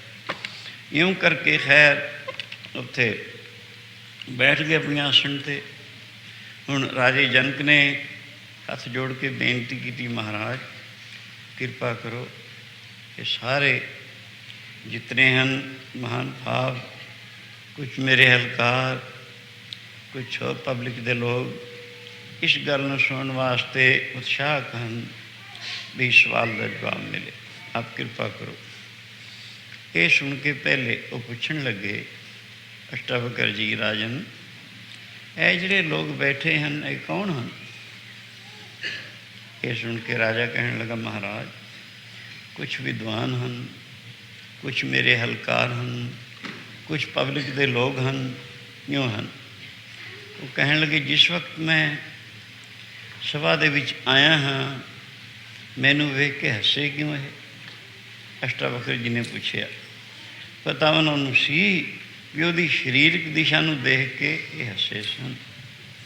ਅਖੀਰ ਰਾਜਾ ਚੁੱਪ ਹੋ ਗਿਆ। ਰਾਜਾ ਵੀ ਜਾਣਦਾ ਸੀ। ਸੋ ਜਦੋਂ ਇੰਨੀ ਗੱਲ ਪੁੱਛੀ ਵੀ ਇਹ ਹੱਸੇ ਕਿਉਂ ਜਦੋਂ ਮੈਂ ਆਇਆ, ਰਾਜਾ ਚੁੱਪ ਸੀ, ਜਾਣਦਾ ਜ਼ਰੂਰ ਸੀ ਵੀ ਇਹਨਾਂ ਦੀ ਸਰੀਰਕ ਦਿਸ਼ਾ ਨੂੰ ਦੇਖ ਕੇ ਹੱਸੇ ਹਨ। ਅਖੀਰ ਜਦੋਂ ਰਾਜਾ ਚੁੱਪ ਰਿਹਾ, ਆਪਣੇ ਆਪ ਹੀ ਕਹਿਣਗੇ, ਰਾਜਨ ਇਹਨਾਂ ਚਮਾਰਾਂ ਦੀ ਸਭਾ ਨੇ ਤੇਰਾ ਕੀ ਸਵਾਰਨਾ ਸੀ?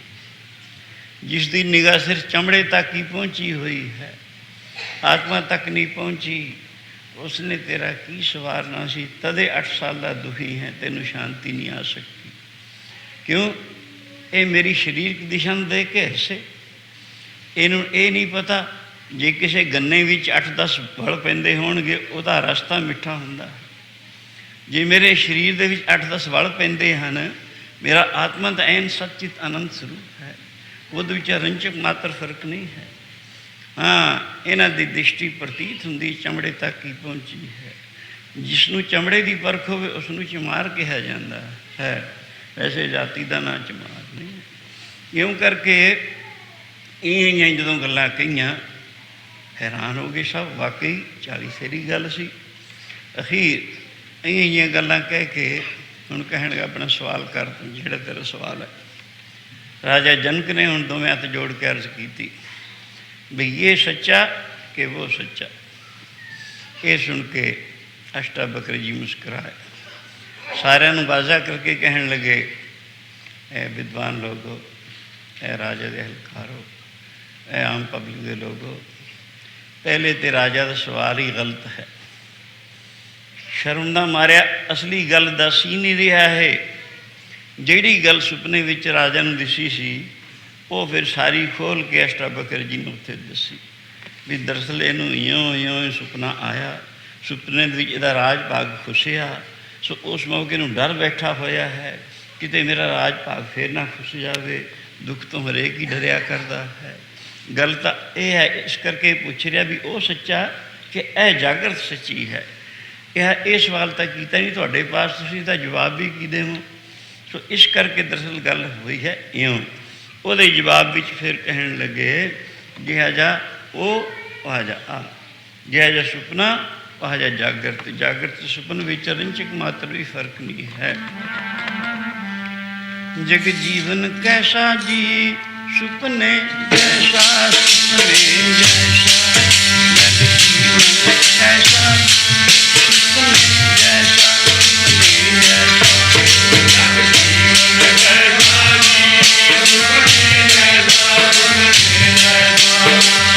जीवन कैसा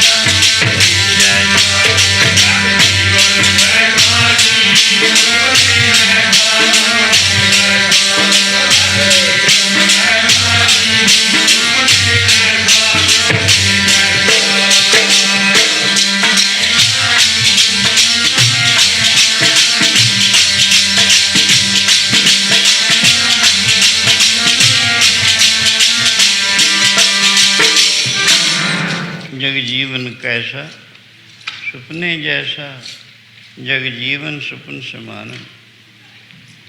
जिहड़ा ये जागृत है, जगत का जीवना कैसा है जिमें सुपना है।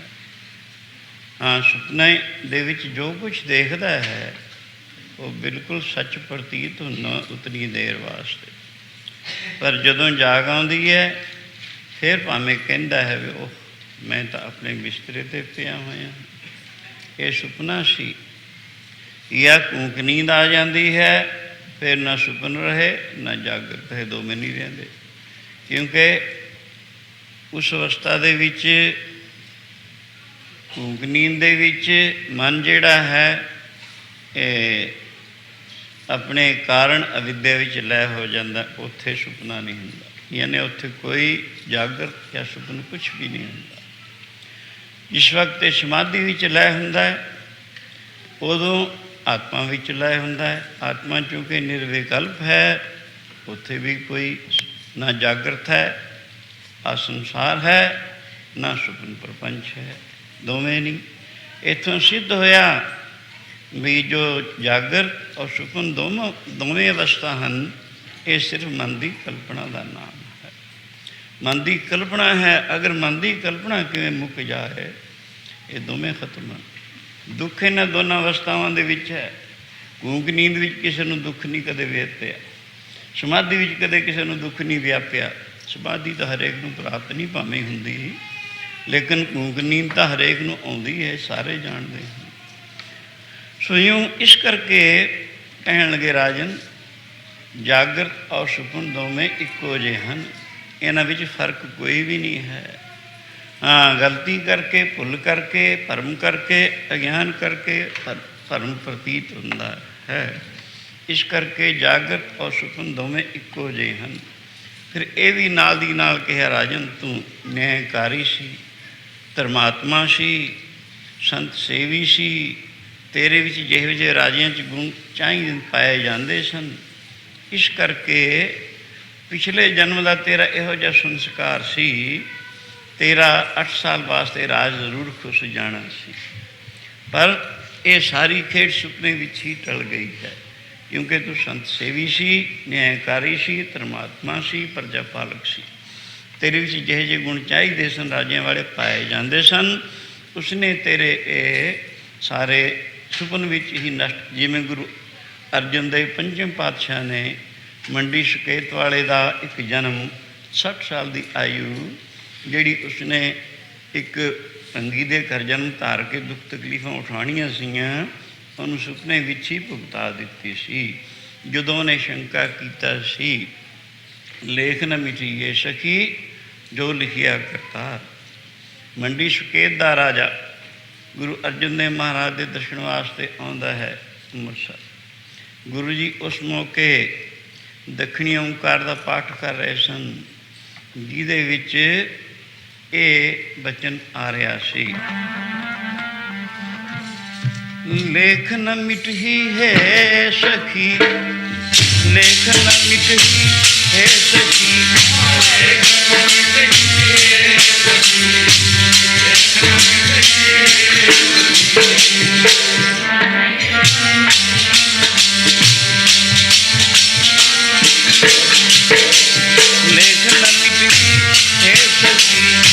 ਲੇਖ ਨ ਮਿਟਹੀ ਹੈ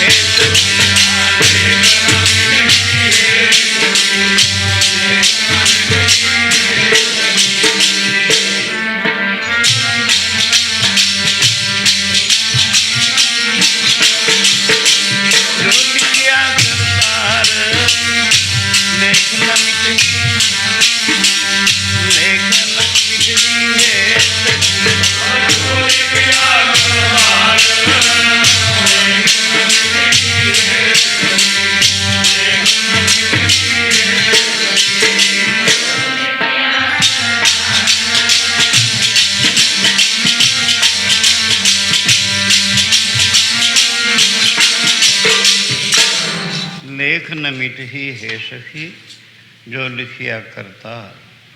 ਜੋ ਕਰਤਾਰ ਨੇ ਮੱਥੇ ਉੱਪਰ ਲੇਖ ਲਿਖ ਦਿੱਤਾ ਉਹ ਨਹੀਂ ਮਿਟਦਾ। ਇਹਦਾ ਇਹ ਭਾਵ ਸੁਣ ਕੇ ਸਮਝ ਕੇ ਚਿੱਤ ਵਿੱਚ ਸੋਚਦਾ ਹੈ ਵੀ ਇੱਥੇ ਗੁਰੂ ਕੇ ਦਰਸ਼ਨ ਵਾਸਤੇ ਆਏ ਹਾਂ, 1 ਲੱਖ ਰੁਪਏ ਗੁਰੂ ਕੇ ਲੰਗਰ ਵਾਸਤੇ ਭੇਟ ਕੀਤਾ ਹੈ। ਫਿਰ ਜੇ ਲੇਖ ਨਾ ਮਿਟਿਆ ਇਹਦਾ ਫਾਇਦਾ ਕੀ? ਐਡੀ ਦੂਰੋਂ ਚੱਲ ਕੇ ਗੁਰੂ ਦੇ ਦਰਸ਼ਨਾਂ ਵਾਸਤੇ ਉਹਨਾਂ ਸਮਿਆਂ ਵਿੱਚ ਆਉਣ ਜਾਣ ਦੇ ਸਾਧਨ ਵੀ ਸੌਖੇ ਨਹੀਂ ਸਨ। ਇਉਂ ਆਏ ਹਾਂ ਅਤੇ 1 ਲੱਖ ਰੁਪਇਆ ਗੁਰੂ ਕੇ ਲੰਗਰ ਵਿੱਚ ਵੀ ਭੇਟ ਕੀਤਾ ਹੈ, ਲੇਖ ਮਿਟਣਾ ਨਹੀਂ, ਫਾਇਦਾ ਫਿਰ ਕੀ? ਇਹ ਸੁਣ ਕੇ ਉਹਦੇ ਚਿੱਤ ਵਿੱਚ ਸੰਸਾ ਪੈਦਾ ਹੋ ਗਿਆ। ਪਰ ਗੁਰੂ ਜੀ ਨੇ ਇਹ ਸਾਰਾ ਸੰਸਾਰ ਉਸਦਾ। ਜਾਣਿਆ ਤੇ ਆਗਿਆ ਮੰਗੀ, ਮਹਾਰਾਜ ਆਗਿਆ ਦਿਓ, ਪਿੱਛੇ ਰਾਜ ਕਾਜ ਹੈ। ਕਈ ਬਾਣੀ ਦਾ ਅਰਥ ਭਾਵਨਾ ਸਮਝ ਕੇ ਗਲਤ ਅਰਥ ਲਗਾ ਕੇ ਉਹ ਤੋਂ ਗਲਤ ਫਾਇਦਾ ਉਠਾ ਲੈਂਦੇ ਹਨ। ਗੁਰੂ ਨਾਨਕ ਦੇਵ ਮਹਾਰਾਜ ਸੰਸਾਰ ਦਾ ਉਧਾਰ ਕਰਦੇ ਕਰਦੇ ਸੌਣ ਭਾਦੋਂ ਦੇ 2 ਮਹੀਨੇ ਜਿਹੜੇ ਹੁੰਦੇ ਸਨ, ਬਾਰਿਸ਼ਾਂ ਪੈਂਦੀਆਂ ਹੁੰਦੀਆਂ ਸਨ ਜ਼ਿਆਦਾ, ਕਿਤੇ ਨਾ ਕਿਤੇ ਇੱਕ ਥਾਂ ਟਿਕ ਕੇ ਉਹ ਸਮਾਂ ਗੁਜ਼ਾਰਦੇ ਸਨ। ਆਪ ਜੀ ਛੋਟਾ ਜਿਹਾ ਇੱਕ ਟਾਊਨ ਹੈ, ਉਹਦੇ ਬਾਹਰ ਕੁਝ ਫਾਸਲੇ 'ਤੇ ਇੱਕ ਉੱਚਾ ਟਿੱਬਾ, ਇੱਕ ਬਹੁਤ ਸੋਹਣਾ ਦਰਖਤ, ਮਾਨੋ ਤੰਬੂ ਲੱਗੇ ਇਹੋ ਜਿਹਾ ਦਰਖਤ ਹੈ। ਮਨ ਨੂੰ ਬੜੀ ਸ਼ਾਂਤੀ ਆਈ, ਮਨ ਨੂੰ ਠੰਡ ਪ੍ਰਾਪਤ ਹੋਈ। ਉਹ ਸ਼ਾਂਤੀ, ਉਹ ਠੰਡ ਦੁਨੀਆ ਦੇ ਕਿਸੇ ਪਦਾਰਥ ਵਿੱਚ ਨਹੀਂ ਹੈ। ਸੋਇਓ ਬਹੁਤ ਖੁਸ਼ ਹੋਇਆ ਅਤੇ ਪੁੱਛਣ ਲੱਗਾ ਭਾਈ ਵਾਲੇ ਨੂੰ ਵੀ ਭੋਜਨ ਪਾਣੀ ਦਾ ਇੰਤਜ਼ਾਮ ਕਿਵੇਂ ਹੈ। ਭਾਈ ਵਾਲੇ ਨੇ ਕਿਹਾ ਗੁਰੂ ਨਾਨਕ ਜੀ ਹਨ, ਕੋਈ ਪ੍ਰੇਮੀ ਲੈ ਆਉਂਦਾ ਉਸ ਦਾ ਪ੍ਰੇਮ ਪੂਰਾ ਕਰ ਦਿੰਦੇ ਨੇ, ਵਰਨਾ ਪਾਉਣ ਆਹਾਰੀ ਰਹਿੰਦੇ ਹਨ। ਭੁੱਖ ਤਾਂ ਜ਼ਿਆਦਾਤਰ ਭਾਈ ਮਰਦਾਨੇ ਨੂੰ ਹੀ ਲੱਗਦੀ ਹੈ, ਇਸ ਕਰਕੇ ਜੇ ਕੋਈ ਲਿਆਉਂਦਾ ਉਹਦਾ ਪ੍ਰੇਮ ਪੂਰਾ ਜ਼ਰੂਰ ਕਰ ਦਿੰਦੇ। ਅਜੇ ਤੱਕ ਕਿਸੇ ਨੇ ਐਸਾ ਨਹੀਂ ਕੀਤਾ। ਖੈਰ ਉਸਨੇ ਰੋਜ਼ ਹੀ ਸ਼ਾਮ ਦੇ ਵਕਤ ਸਵਖਤੇ ਦੁਕਾਨ ਬੰਦ ਕਰਕੇ ਕੁਛ ਭੋਜਨ ਪਾਣੀ ਲੈ ਆਉਣਾ, ਕੀਰਤਨ ਸੁਣਨਾ, ਦਰਸ਼ਨ ਕਰਨੇ ਗੁਰੂ ਕੇ, ਕੁਝ ਬਚਨ ਸੁਣਨੇ ਔਰ ਭੋਜਨ ਪਾਣੀ ਛਕਾਉਣਾ, ਸੇਵਾ ਆਦਿ ਕਰਕੇ ਕੁਛ ਅੰਧੇਰੇ ਹੋਏ ਘਰ ਨੂੰ ਵਾਪਸ ਜਾਣਾ। ਰੋਜ਼ਾਨਾ ਉਸਨੇ ਇਹ ਆਪਣਾ ਇੱਕ ਕਿਸਮ ਦਾ ਨਿਯਮ ਮੰਨ ਲਿਆ। ਉਸ ਦਾ ਹੋਰ ਗੁਆਂਢੀ ਇੱਕ ਦੁਕਾਨਦਾਰ ਸੀ, ਉਹ ਇਸ ਨੂੰ ਕਹਿਣ ਲੱਗਾ, ਬਈ ਸਵਖਤੇ ਕਿੱਥੇ ਚਲਾ ਜਾਂਦਾ ਹੈ, ਐਡੇ ਵੱਡੇ ਦਿਨ ਦੇ ਨਾਲ ਦੁਕਾਨ ਬੰਦ ਕਰਨੀ। ਪਹਿਲੇ ਸਮਿਆਂ ਦੇ ਵਿੱਚ ਐਸਾ ਨਹੀਂ ਸੀ ਹੁੰਦਾ ਆਪਣੇ ਭਾਰਤ ਵਿੱਚ। ਕਹਿੰਦਾ ਦੁਕਾਨਦਾਰ ਤਾਂ ਸਭ ਤੋਂ ਪਹਿਲੇ ਦੁਕਾਨ ਕੋਲ ਸਭ ਤੋਂ ਪਿੱਛੋਂ ਬੰਦ ਕਰੇ ਤਾਂ ਜਾ ਕੇ ਕੁਛ ਖਟਦਾ ਹੁੰਦਾ ਹੈ। ਤੂੰ ਇਸ ਵਕਤ ਹੀ ਦੁਕਾਨ ਬੰਦ ਕਰ ਜਾਂਦਾ ਹੈ, ਗੱਲ ਕੀ ਹੈ? ਉਹ ਕਹਿੰਦਾ ਬਈ ਸੰਤ ਹਨ ਉੱਥੇ 3 ਆਏ ਹੋਏ, ਗੁਰੂ ਨਾਨਕ ਜੀ ਜਿਹਦਾ ਨਾਂ ਹੈ ਭਾਈ ਬਾਲਾ ਮਰਦਾਨਾ ਸੇਵਾਦਾਰ ਹਨ, ਉਹਨਾਂ ਦੇ ਦਰਸ਼ਨ ਵਾਸਤੇ ਜਾਣਾ। ਜਿੰਨਾ ਕਰਾਉਂਦੇ ਹਨ ਸੇਵਾ ਕਰਿਆਈਂਦੀ ਹੈ, ਕੀਰਤਨ ਸੁਣੀ ਦਾ, ਦਰਸ਼ਨ ਕਰਕੇ ਬੜਾ ਆਨੰਦ ਪ੍ਰਾਪਤ ਹੁੰਦਾ, ਮਨ ਨੂੰ ਸ਼ਾਂਤ ਨਸੀਬ ਹੁੰਦੀ ਹੈ। ਇਹ ਸੁਣ ਕੇ ਕਹਿਣ ਲੱਗਾ, ਜੇਕਰ ਇਹੋ ਜਿਹੀ ਗੱਲ ਹੈ ਤਾਂ ਮੈਨੂੰ ਵੀ ਲੈ ਚੱਲ। ਉਹ ਕਹਿੰਦੇ ਤੇਰੇ ਵਾਸਤੇ ਰੁਕਾਵਟ ਹੈ ਕੋਈ? ਸਤਸੰਗ ਨੂੰ ਜਿੰਦਰੇ ਦਾ ਨਹੀਂ ਲੱਗੇ। ਕੋਈ ਆਓ ਜੈਂਦਰ ਆਬਦ ਜਾਤ ਹੈ, ਹਟਕੇ ਨਾਹੀ ਕੋਏ, ਸੋਦਰ ਕੈਸੇ ਛੋੜੀ ਜੋਦਰ ਐਸਾ ਹੋਏ। ਕੋਈ ਆਓ ਸ਼ਰਧਾ ਭਾਵਨਾ ਨਾਲ, ਜਿਹੀ ਜੀ ਭਾਵਨਾ ਵੈਸਾ ਫਲ ਮਿਲਦਾ ਹੈ। ਉਹ ਵੀ ਅੱਜ ਤੁਰ ਪਿਆ, ਪਰ ਮਾੜੇ ਭਾਗ ਸਤਸੰਗ ਵਿੱਚ ਪਹੁੰਚਣ ਨਹੀਂ ਦਿੰਦੇ। ਕਿਸੇ न ਕਿਸੇ ਤਰੀਕੇ ਸਿਰ ਰੁਕਾਵਟ ਪੈਦਾ ਕਰਦੇ ਹਨ, ਕੋਈ ਤਰਕ ਪੈਦਾ ਕਰ ਦੇਣੀ, ਕੋਈ ਹੋਰ ਬਹਾਨਾ ਹੋ ਜਾਣਾ।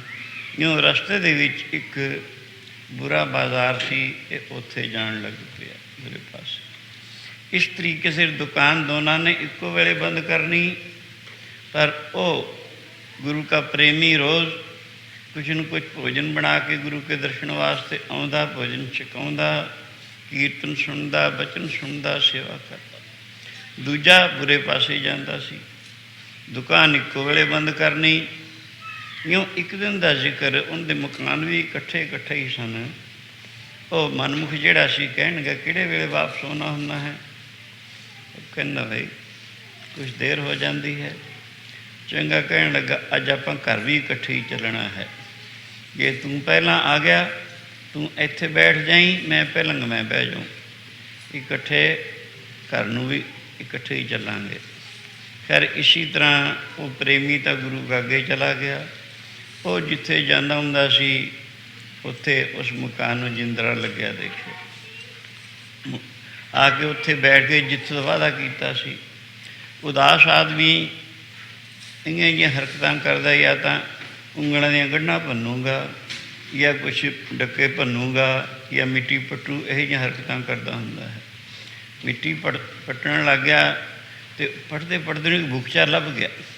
ਬੁਗਚਾ ਖੋਲ੍ਹਿਆ ਤਾਂ ਉਹਦੇ ਵਿੱਚ ਸਾਰੇ ਕੋਇਲੇ, ਇੱਕ ਸੋਨੇ ਦੀ ਮੋਹਰ। ਇਹ ਸੋਨੇ ਦੀ ਮੋਹਰ ਦੇਖ ਕੇ ਬੜਾ ਖੁਸ਼ ਹੋਇਆ ਕਿ ਮੋਹਰ ਲੱਭ ਗਈ ਹੈ। ਗੁਰੂ ਕਾ ਪ੍ਰੇਮੀ ਰਸਤੇ ਦੇ ਵਿੱਚ ਅੰਧੇਰਾ ਸੀ, ਉਹਦੇ ਪੈਰ ਵਿੱਚ एक सूल लगी यानी बड़ा कंडा लग्या। कंडा लगन करके उन्होंने बड़ी तकलीफ है, लंग मारदा चला आ रहा। दूरों देख के लंग मारदे नूं कहण लगा की लिया, साधा संतां ते खुशक मार गए तां देख असीं मैनूं मोहर लभी है, भावें मैं बुरे पासे जाना। वो प्रेमी कहन लगा, गुरु का कहन लगा, ये नियम है, ਜਿਹੜੇ ਚੰਗੇ ਮਾਰਗ 'ਤੇ ਚੱਲਦੇ ਹਨ, ਸਮਾਰਗ 'ਤੇ ਚੱਲਦੇ ਹਨ, ਉਹਨਾਂ ਦੇ ਪਿਛਲੇ ਜਨਮ ਦੇ ਮੰਦ ਕਰਮ ਯਾਨੀ ਮਾੜੇ ਕਰਮ ਨਸ਼ਟ ਹੁੰਦੇ ਨੇ। ਸਮਾਰਗ ਚੱਲਣ ਵਾਲਿਆਂ ਦੇ ਜਿਹੜੇ ਮਾੜੇ ਰਸਤੇ ਚੱਲਦੇ ਹਨ, ਉਹਦੇ ਪਿਛਲੇ ਪੁੰਨ ਨਸ਼ਟ ਹੋ ਜਾਂਦੇ ਹਨ। ਇਉਂ ਸਮਝ ਲਓ ਪਿਛਲੇ ਜਨਮ ਦੇ ਪੁੰਨ ਨਸ਼ਟ ਹੁੰਦੇ ਹਨ। ਖੈਰ ਸਾਨੂੰ ਨਹੀਂ ਪਤਾ, ਕੱਲ੍ਹ ਨੂੰ ਚੱਲ ਕੇ ਅਸੀਂ ਸੰਤਾਂ ਨੂੰ ਪੁੱਛਾਂਗੇ। ਅੱਜ ਉਹ ਵੀ ਇਹ ਪੁੱਛਣ ਵਾਸਤੇ ਆ ਗਿਆ। गुरु जी पास अर्ज की, प्रेमी ने गरीब नवाज, मैं तो रोज़ जो कुछ आप करवाने हो, भोजन पानी लिया के सेवा करीदी है, तो दर्शन करीदा, कीर्तन सुनीदा। कई दिन हो गए इं आप जो कुछ करवाने ऐसा करता हाँ। ये बुरे पासे जाता। इनू रात एक बुकचा लभ्या है जो कोयले का भरिया एक मोहर, तो मेरे रात कंडा लग्या बड़ा जबरदस्त। मैनू माहौल करता है, कहने लगे की लिया, सादा संता पास जाके। सो इस वास्ते आप कृपा करके दसो ये की कारण है। गुरु जी कहने लगे थोनू पिछले जन्म का कुछ पता है? कह नहीं महाराज। फिर जी पता ही नहीं तुसी दस की सकते हो, जान की सकते हो? इउं गुरु जी कहने लगे देखो समार्ग चलण वाले पुरुष जिहड़े हैं उनके पिछले जन्म के मंद कर्म नष्ट होया करते हैं। इन्हें दुख कैंसल होंगे ने कहता है, जिमें मैले कपड़े साबण लगाए हैं वो मैल दूर होंगी होंगी। सो इं जेडे माड़े रस्ते चलते हैं उन्होंने चंगे कर्म नष्ट हो जाते हैं, यानी सुख नष्ट होंगे हैं।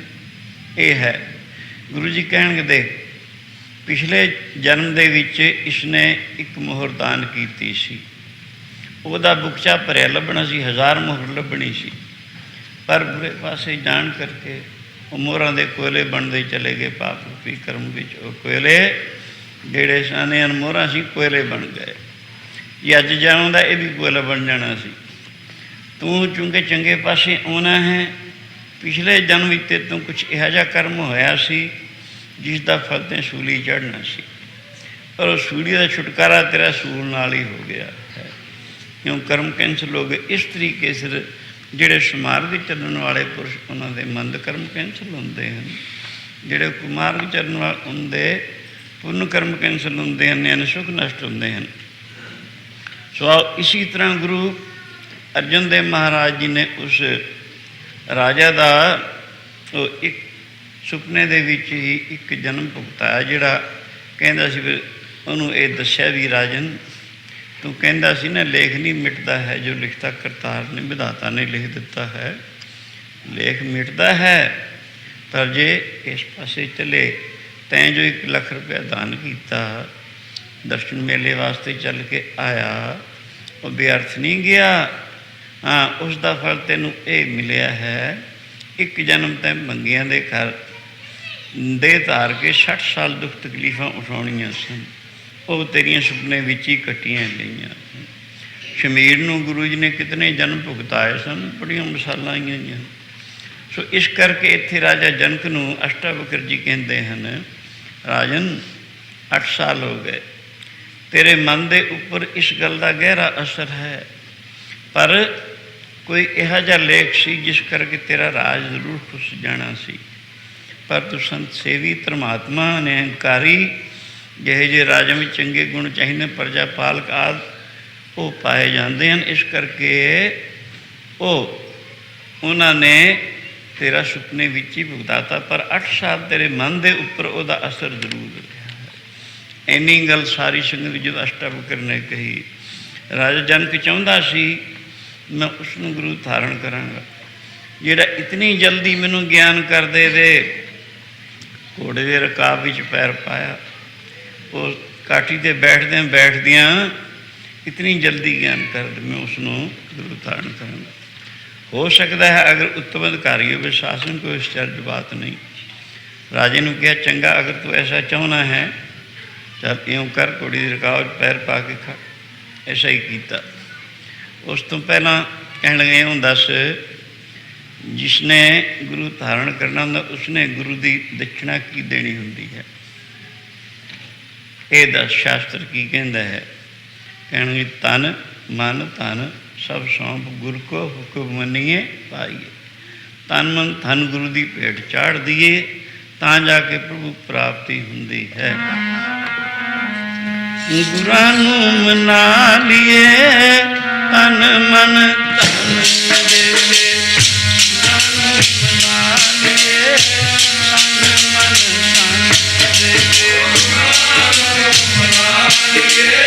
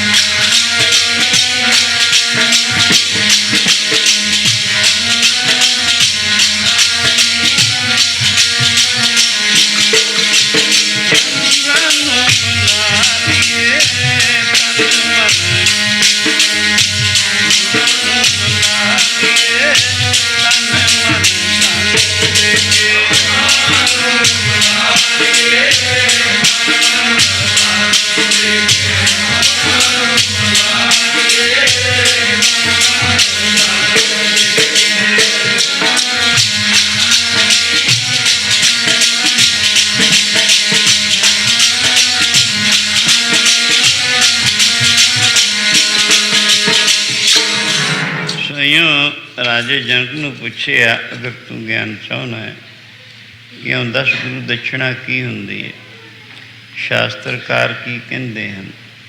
वो कहते हैं तन मन धन सब गुरु की भेंट चाढ़ दो। कहणगे फिर कर अर्पण, तन भी मन भी धन भी। धन दे समेत राज भाग तेरा कुछ नहीं, यदि हंगता छड़। शरीर भी तेरा नहीं, यदि हंगता ते ममता छड़। मन भी तेरा नहीं, मन कहते हैं फुरने नूं, वो भी तेरा नहीं, वो भी हंगता ममता छड़। ये जदों ये भेंट चाढ़तियाँ, बाकी अद्धे श्लोक विच उसनूं ज्ञान कर दिता संसार मिथ्या है, आत्मा सत है, जीव आत्मा परमात्मा स्वरूप। अद्धे श्लोक में शासन उसनों इन्ना चिर च ज्ञान हो गया सी। वह राजा जनक सी, उत्तम अधिकारी जिहड़ा हुंदा है उसनों ज्ञान होने वास्ते देर नहीं लगती। जिहड़े कनिष्ठ हैं वो बड़ा वक्त लगता है। इस करके उस राजा जनक की बाबत भाई गुरदास कहते हैं, माया विच उदासी गुरमुख प्यारा, गुरमुख प्यारा। माया विच उदासी गुरमुख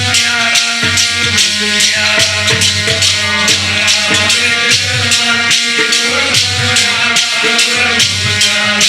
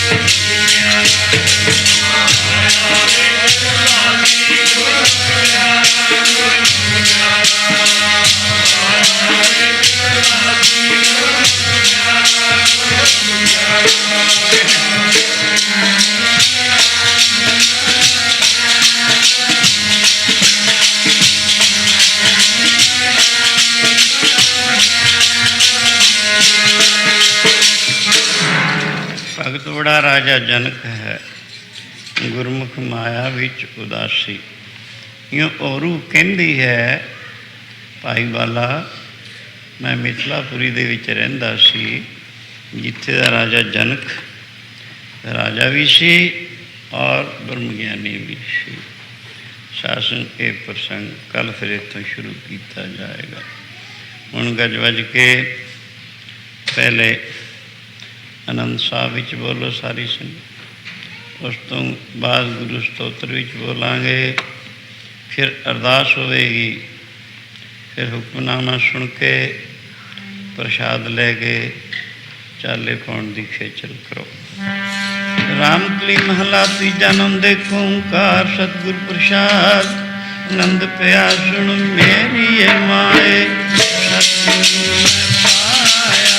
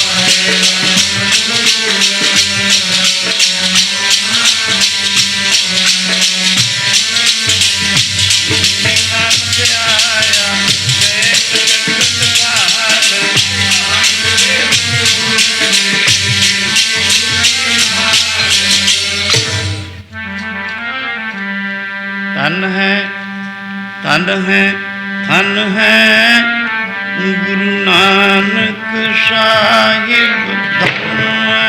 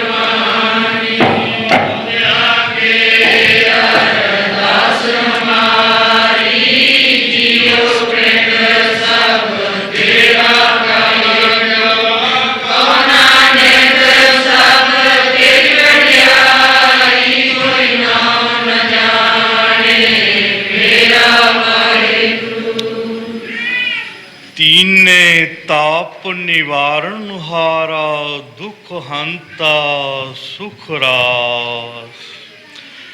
ताको विघ्न न को लागै, जाकी प्रभ आगे अरदास। एक ओंकार श्री वाहिगुरु जी की फतेह। श्री भगवती जी सहाय। वार श्री भगवती जी की पातशाही दसवीं। प्रथम भगवती सिमर कै, गुरु नानक लई ध्याए। फिर अंगद गुर ते अमरदास, रामदासे हुई सहाय।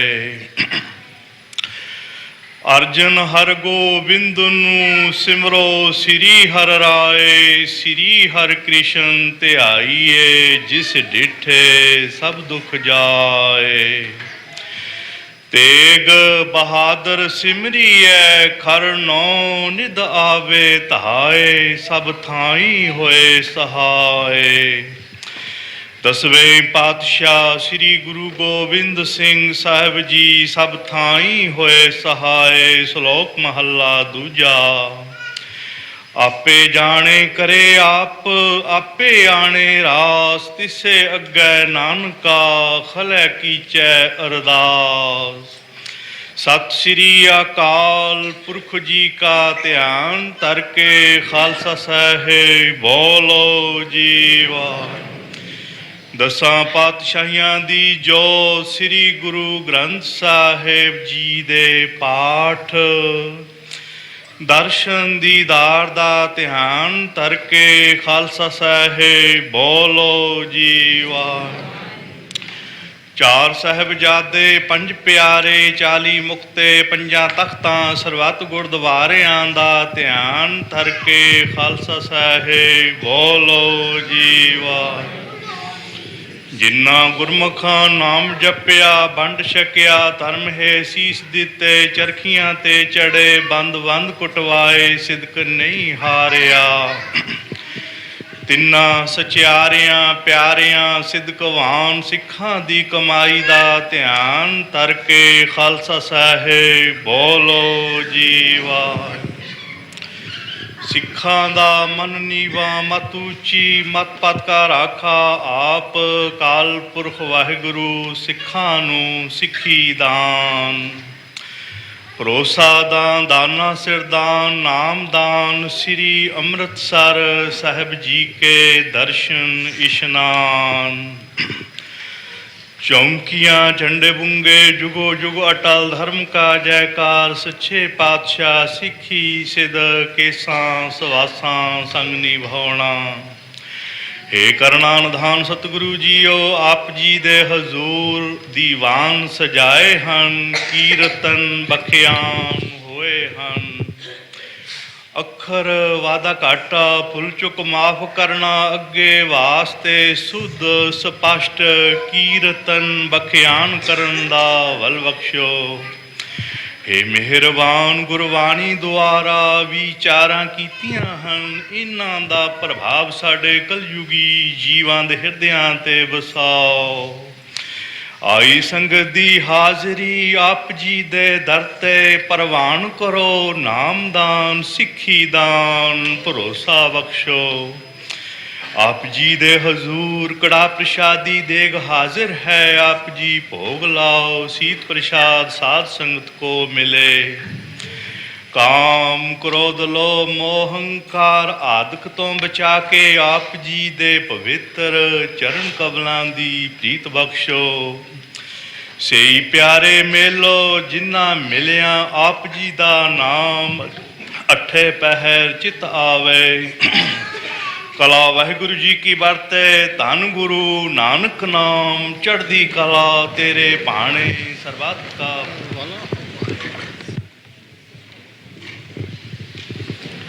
वाहिगुरु जी का खालसा, वाहिगुरु जी की बोले सो।